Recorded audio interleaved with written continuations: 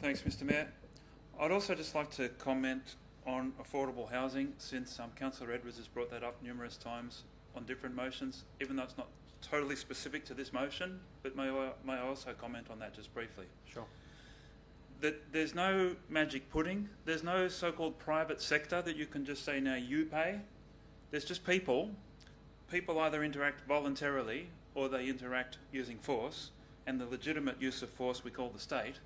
But if you try to say, no, we're going to put the cost of providing affordable housing onto the developer and say you can only develop if you provide a certain percentage of houses that meet a certain criteria, it just means there's less housing built overall. It's just one more cost that you're adding to a development, which means less housing overall, which means all housing is now less affordable.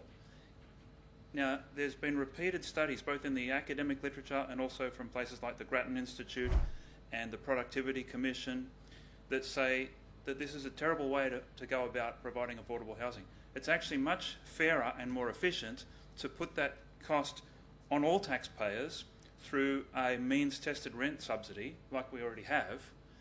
It's fairer because instead of trying to dump the cost on your 40 closest neighbours and say, oh, the rest of you have to pay more so that these 5 people can pay less, you're just putting the cost, it's just a random tax on your neighbours.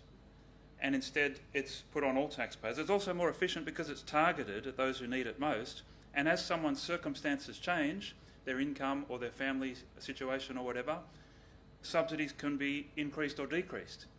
And so it's always going to the people most in need, rather than just, no, you won the lottery, you got the affordable house, and it's hard to kick someone out of it. And so they've sort of randomly got, so you're randomly giving the benefit and you're randomly putting the cost onto people around you.